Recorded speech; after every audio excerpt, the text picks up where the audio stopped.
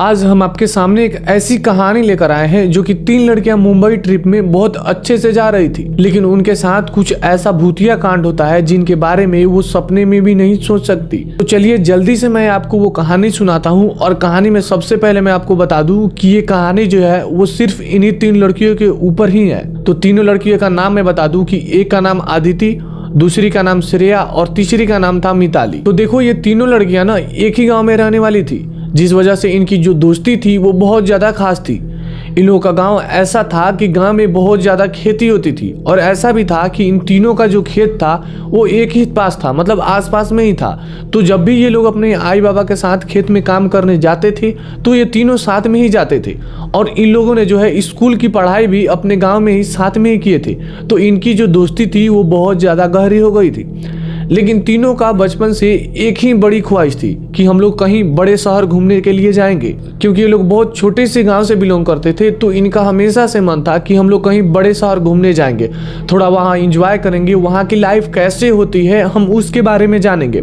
क्योंकि ऐसा होता है ना कि बहुत छोटे से गाँव के रहने वाले जो लोग होते हैं उनको शहर देखने का बहुत शौक होता है, और वहीं जो बड़े शहर के रहने वाले लोग होते हैं उनको छोटा मोटा गांव देखने का बहुत शौक रहता है। तो ये तीनों के अंदर भी बहुत ज़्यादा क्यूरियोसिटी थी। ये लोग अपने आई बाबा से हमेशा बोलते थे कि आई बाबा प्लीज़ कहीं बड़ी शहर घूमने चलते हैं ना, मज़ा आएगा। लेकिन बचपन से ही इनके आई बाबा इनको मना करते थे। वो बोलते थे कि क्यों जाएंगे, हम हमारा गांव खेत वेत छोड़ के काम वाम छोड़ के ऐसे थोड़ी जा सकते हैं, और क्या करोगे तुम लोग शहर घूम के, गाँव की खूबसूरती गाँव का नेचर कम सुंदर है क्या। ये लोग बोलते हैं ठीक है यार, लेकिन फिर भी चलो ना। ये लोग बहुत मनाने की कोशिश करते थे, लेकिन घर वाले नहीं मानते थे। धीरे धीरे करते करते ये लोग अब बड़ी हो जाती है, और बड़ी हो गई हैं तो प्रॉपर अपने आई बाबा के साथ ये खेत में जाकर काम कर रही हैं। खेतों में कटाई वटाई करना, ये सब कुछ करना। और ये लोग इतने अच्छे से काम करते थे कि इन तीनों के जो आई बाबा थे इनको पैसे भी दिया करते थे कि तुम लोगों ने बहुत अच्छे से काम कर दिए तो ये कुछ पैसे लो और जाओ मार्केट में जो खरीदना है खाना पीना है सब खा पी के आओ। तो इनकी जो जिंदगी थी वो बहुत सही चल रही थी। लेकिन जो इनकी बचपन की ख्वाहिश थी कि हमको बड़े शहर घूमने जाना है वो अभी ख़त्म नहीं हुई थी। यह बात आ जाती है 2016 की।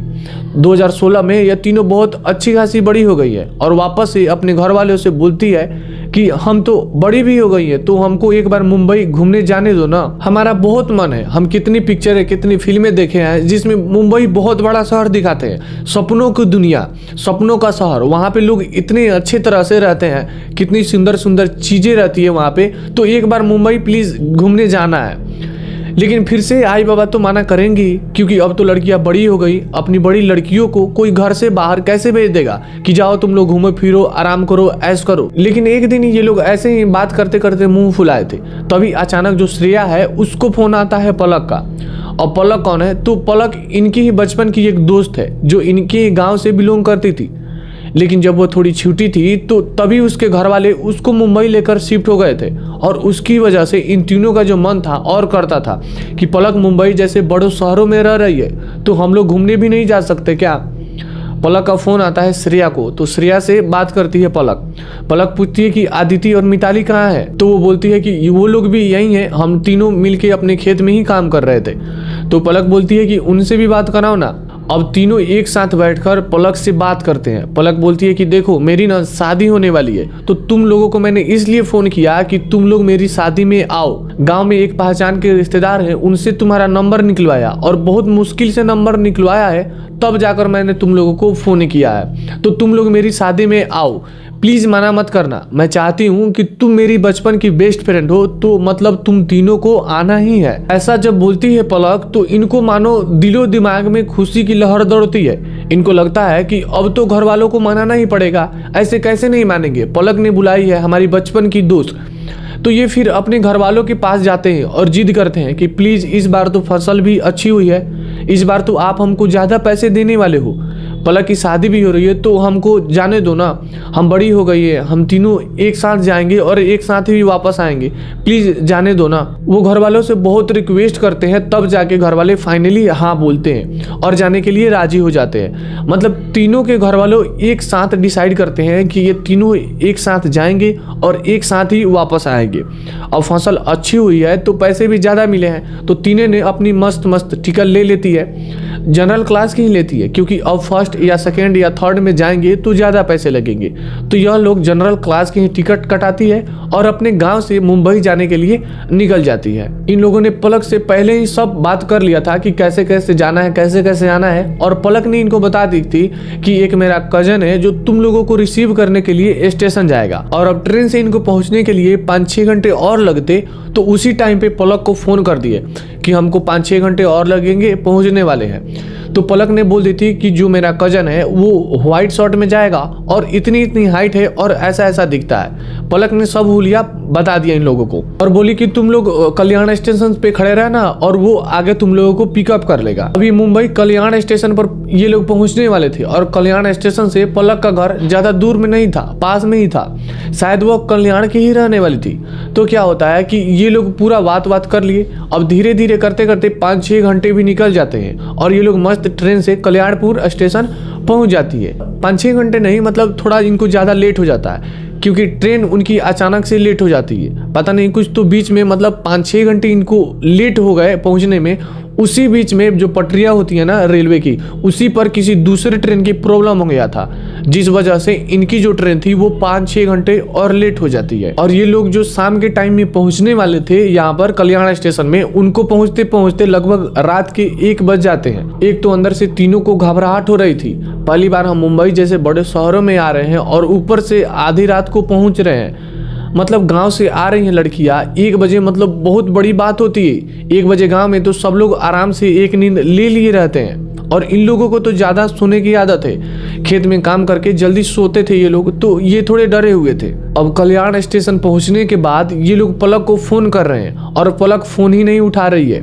बार बार ये लोग फ़ोन कर रहे हैं और वो फ़ोन ही नहीं उठा रही है। इनको हो रही है अब टेंशन, घबराहट। और ये लोग ना एक एंड वाले, मतलब प्लेटफॉर्म जो होता है ना, उसके आखिरी जगह पे उतरे थे, वहाँ पे उतरे थे जहाँ पे भीड़ ही नहीं था। और ये लोग वहीं से ब्रिज पर चढ़ जाते हैं और वो ब्रिज पर चलते चलते ये लोग एक सुनसान एरिया वाले ब्रिज की तरफ चले जाते हैं, क्योंकि रात के 1 बजे या 2 बजे कल्याणपुर जो स्टेशन है, जो मेन प्लेटफॉर्म है, वहाँ पर तो भीड़ लगी रहती है ना। प्लेटफॉर्म नंबर 3 है, 4 है, 2 है, वहाँ पर ज़्यादातर भीड़ रहती है। लेकिन ये लोग कोई दूसरे प्लेटफॉर्म पर उतरे थे और वहीं से उतर गए थे, कोई स्टेशन पर दिखाई नहीं दे रहा था। तो ये सोचते हैं कि हम एक काम करते हैं, यहाँ से हम बाहर निकल जाते हैं। पलक फ़ोन नहीं उठा रही है और थोड़ी देर में ये फ़ोन उठाएगी ही तो हम बता देंगे कि हम लोग निकल गए हैं, कि यहाँ है, इस जगह पर खड़े हैं, और वो जो भी लड़का आने वाला है वो आके हम लोगों को रिसीव कर लेगा। क्योंकि जब इनके गांव के पास भी ये लोग ट्रेन से ट्रेवल करती थी तो ऊपर ब्रिज से चढ़कर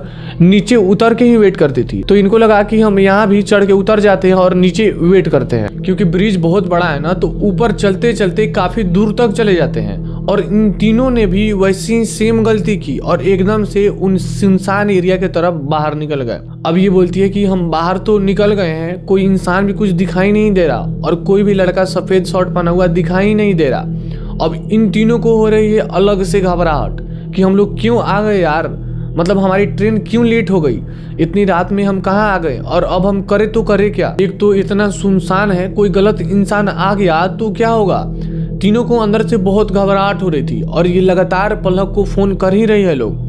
तभी पलक का कोई फ़ोन उठाता, यह बोलती है कि हाँ पलक, हम लोग बाहर निकल गए हैं, प्लेटफॉर्म से बाहर निकल गए हैं और हम लोग यहाँ पर खड़े हैं। तेरा भाई कहाँ है, ऐसा फेस ऐसा शर्ट तू बताई थी तो वो कहीं दिखाई नहीं दे रहा। ये एक सांस में सब कुछ बोल देती है। तो उधर फोन से एक आवाज़ आता है कि मैं पलक नहीं, पलक की मासी बोल रही हूँ। ये बोलती है मासी पलक कहाँ है। तो मासी बोलती है कि पलक अपना कुछ कपड़े वपड़े कुछ फिटिंग प्रॉब्लम थी तो वो ट्राई कर रही है, इसलिए वो फ़ोन नहीं उठा रही थी। और वो मेरा ही लड़का है जो तुम लोगों को लेने के लिए गया है, वो पहुँचने ही वाला होगा या तो पहुँच भी गया होगा। तो ये लोग बोलती हैं लेकिन वो दिखाई नहीं दे रहा है, वो सफ़ेद में बटाई थी पलक, तो वो आपका ही लड़का है ना। तो वो बोलती है मासी कि हाँ मेरा ही लड़का है, तुम लोग थोड़ी देर वहाँ पे इंतजार करो, वो आ ही जाएगा। ये लोग बोलती है ठीक है मासी, हम लोग इंतजार करते हैं। अभी फोन जैसे ही कट होता है पीछे से आवाज आती है कि क्या आप ही श्रेया हो।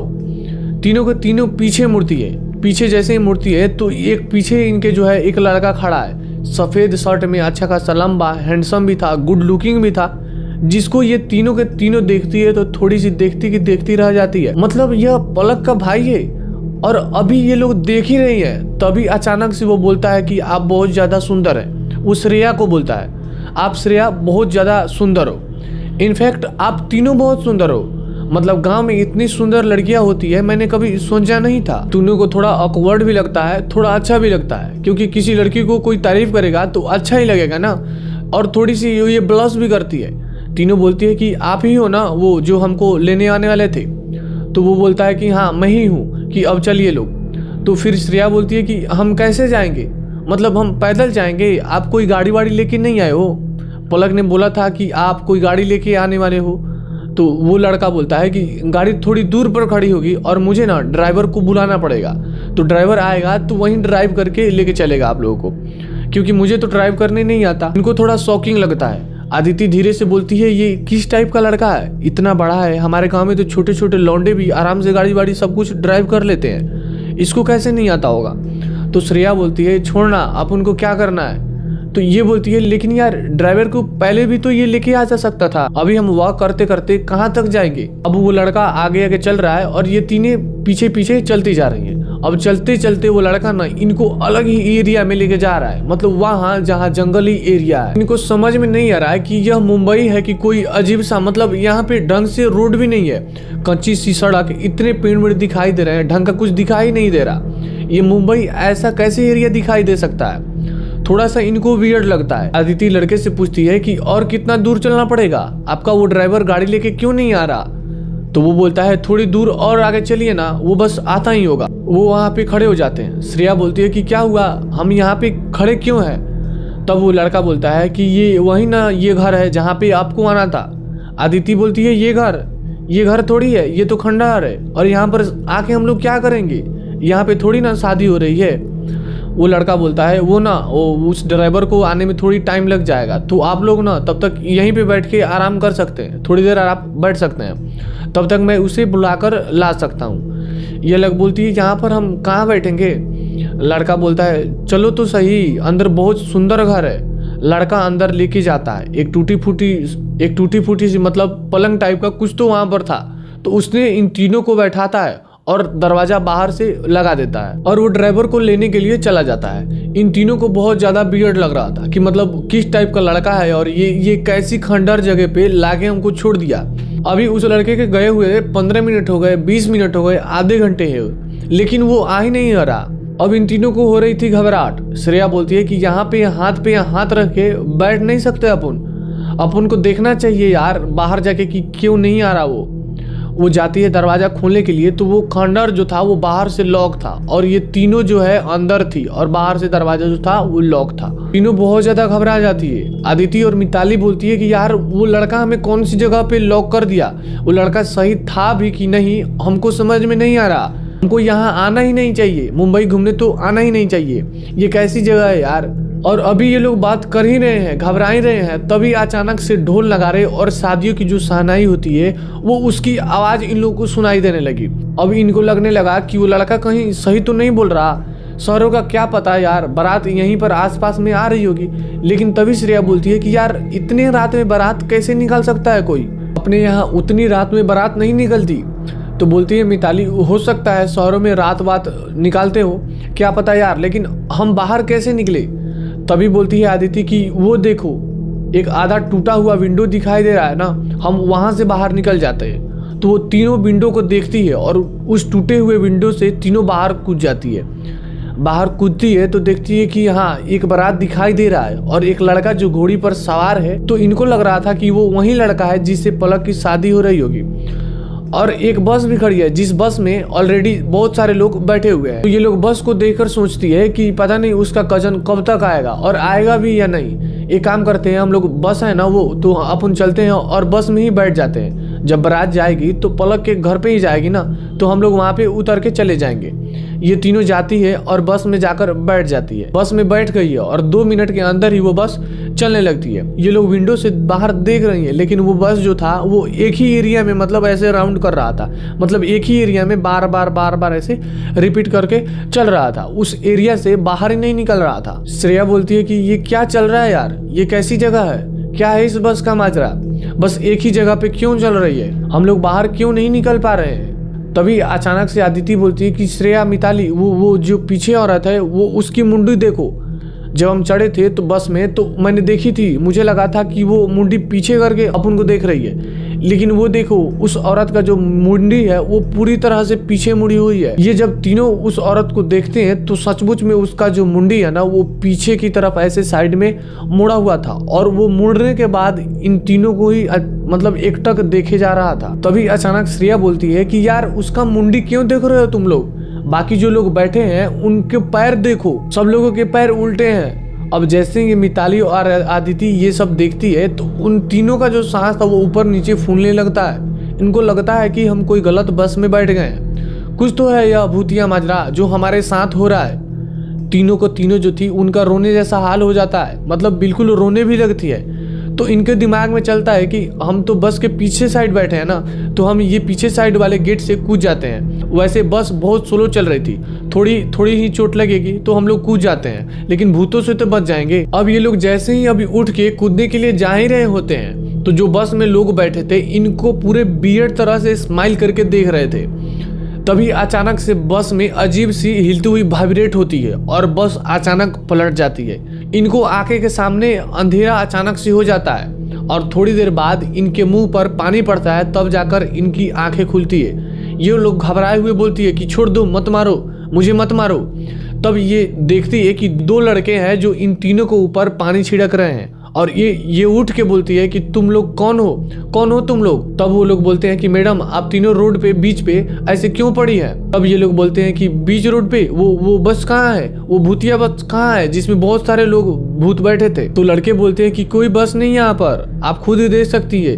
ये चारों तरफ देखती है तो सच में वहां पर कोई भी बस नहीं दिखाई दे रहा था, लेकिन सबसे वियर्ड बात ये थी कि उन दोनों लड़के के हाथ में शराब की बोतल थी, और जैसे ही ये लोग उनको देखती हैं तो धक धक धक धक ऐसे चालू हो जाता है कि ये तो नशेड़ी लड़के हैं, पता नहीं अब हमारे साथ क्या करेंगे।